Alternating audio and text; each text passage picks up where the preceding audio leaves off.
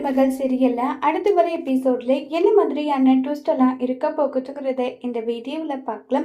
சேது நேரா ராஜாங்கம் கிட்ட போய் ராஜாங்கம் பக்கத்துல உட்கார்றாங்க.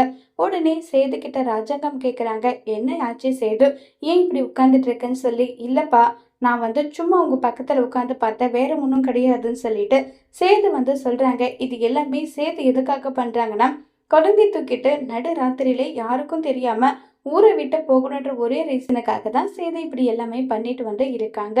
இப்ப ராஜாங்கம் சேது கிட்ட, இங்க பாரு சேது, உன் விருப்பத்துக்கு மாறா இப்ப வரைக்கும் உன் அப்பா உனக்காக எதுவுமே செஞ்சது கிடையாது. ஆனா நீ ஐஸ்வர்ய காலத்துல தாலி கட்ட சொல்லி சொன்னது நான் தான் என்னவோ. ஆனா நீ ஐஸ்வர்ய காலத்துல தாலி கட்டுனத என்னால இப்ப வரைக்கும் ஏத்துக்க முடியலன்னு சொல்லி ராஜாங்கம் ஃபீல் பண்ணி பேசிக்கிட்டு இருக்காங்க. இதை கேட்ட சேதுக்கு அப்பா அது சொல்லிட்டு யோசிக்கிறாங்க. புரியுதுயா, புரியுது. இனி எதுவும் பண்ண முடியாது. அவ உன்னை நம்பி வந்திருக்கா. கஷ்டமோ நஷ்டமோ நீ அவ கூட சேர்ந்து வாழ்றதுதான் சரியா இருக்கும்னு சொல்லி ராஜகம் சொல்றாங்க.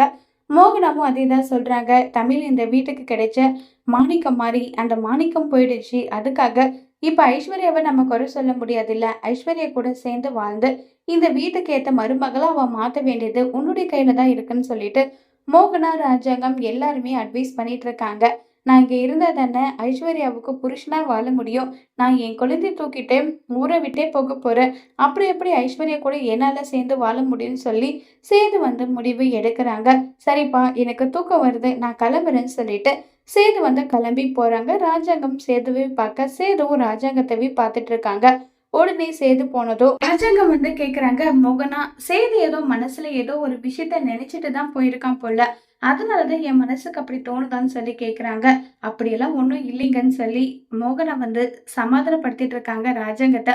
ஒருவேளை சேது வீட்டை விட்டு போற விஷயம் மட்டும் ராஜாங்கத்துக்கு தெரிஞ்சா ராஜாங்கம் என்ன செய்ய போறாங்கிறத வரப்போற எபிசோட்ல வெயிட் பண்ணி பார்க்கலாம். தேங்க்யூ.